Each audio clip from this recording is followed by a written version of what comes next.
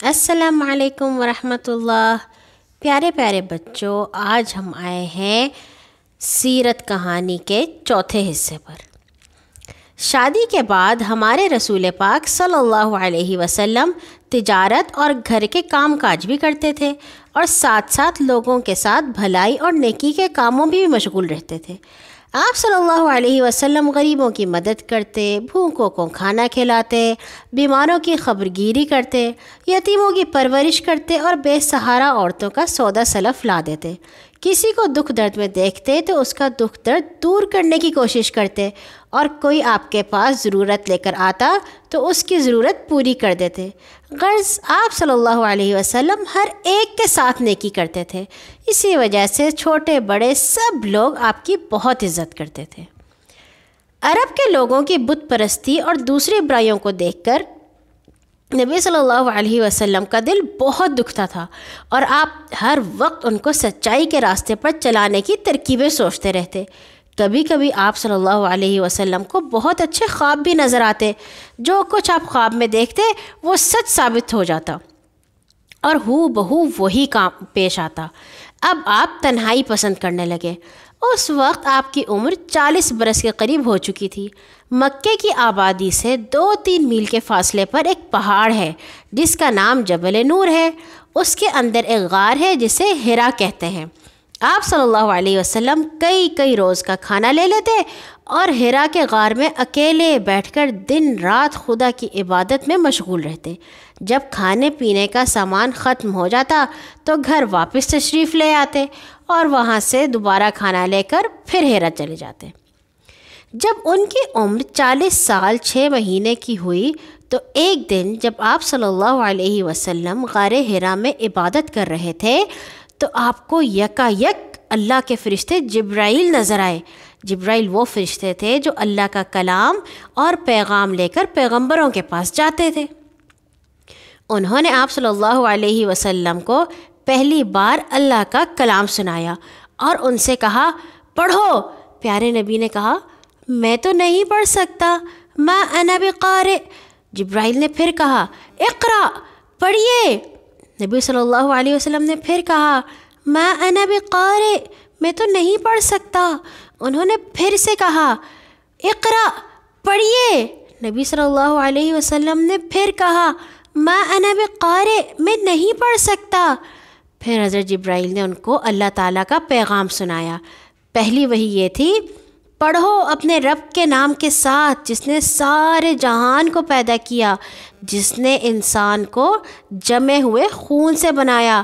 پڑھو تمہارا رب بڑا کرم کرنے والا ہے، جس نے قلم کے ذریعے علم سکھایا، انسان کو وہ بتایا جو وہ نہیں جانتا تھا۔ یہ سورۃ العلق تھی۔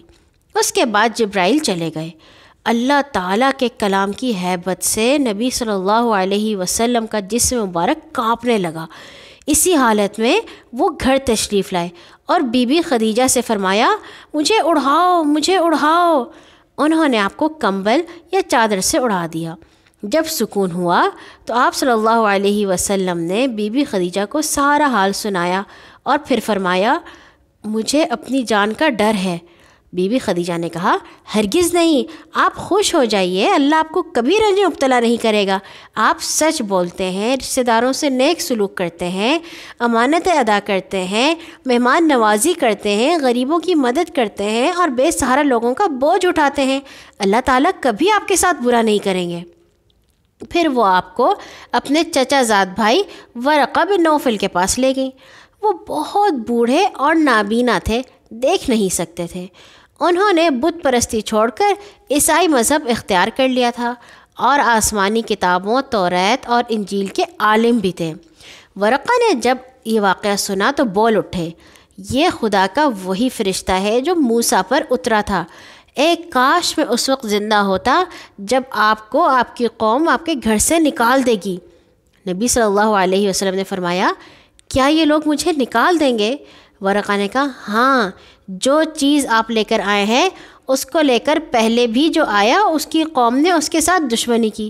اگر میں نے آپ کی نبوت کا زمانہ پایا تو میں دل و جان سے آپ کی مدد کروں گا اور آپ کا ساتھ دوں گا۔ مگر تھوڑے ہی دن گزرے تھے کہ ورقہ کا انتقال ہو گیا۔ پہلی وحی کے بعد ایک مدت تک حضرت جبرائیل کوئی اور وحی نہ لائے۔ وحی کا رک جانا بھی آپ صلی اللہ علیہ وسلم کے لیے بڑے غم کا باعث ہوا۔ وہ بہت اداس ہوئے۔ جب نبی صلی اللہ علیہ وسلم کا غم حد سے بڑھ جاتا تو جبرائیل آپ کے سامنے ظاہر ہوتے اور کہتے، آپ یقیناً اللہ کے رسول ہیں اور میں جبرائیل ہوں۔ آخر ایک دن جبرائیل یہ وحی لے کر نازل ہوئے، اے اور لپیٹ کر لیٹنے والے، اٹھو، لوگوں کو ڈراؤ، اپنے رب کی بڑائی کا اعلان کرو، اپنے کپڑے پاک رکھو اور گندگی سے دور رہو۔ اب نبی صلی اللہ علیہ وسلم جان گئے کہ اللہ کا رسول اور نبی ہونے کی حیثیت سے لوگوں کو اسلام کی طرف بلانا مجھ پر فرض ہو گیا ہے۔ دوسری وحی آنے کے بعد ہمارے رسول صلی اللہ علیہ وسلم نے لوگوں کو اسلام کی طرف بلانا شروع کر دیا۔ انہوں نے لوگوں کو بتایا اللہ ایک ہے، اس کا کوئی شریک نہیں، اس کی نہ کوئی اولاد ہے، نہ بیوی، نہ ماں، نہ باپ، زمین، آسمان، چاند، سورج، ستارے، ہر چیز اسی کی بنائی ہوئی ہے۔ پھل، پھول، درخت، اناج بھی وہی اگاتا ہے، خوشی، غم، زندگی، موت بھی وہی دیتا ہے۔ فرشتے اللہ کی ایک ایسی مخلوق ہے جو ہم کو نظر نہیں آتی، وہ دن رات اللہ کی عبادت اور اس کے حکموں کو بجا لانے میں لگے رہتے ہیں، ان کو ماننا فرض ہے۔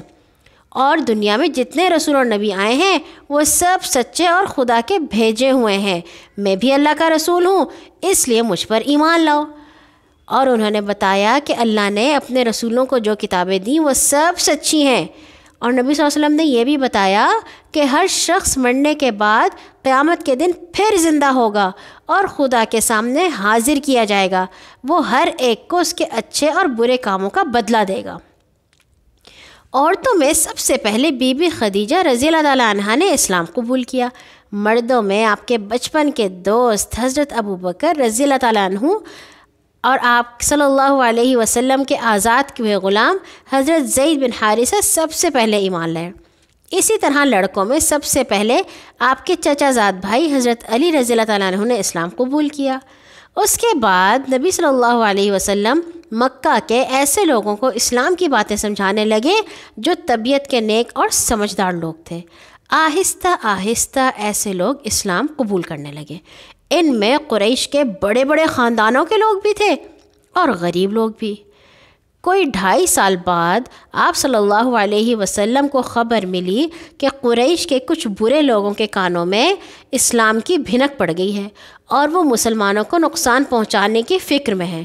اس پر آپ صلی اللہ علیہ وسلم صفا کے پہاڑی کے قریب ایک محفوظ مکان میں چلے گئے جس کے مالک ایک نیک دل مسلمان ارقم ابن ابی ارقم تھے۔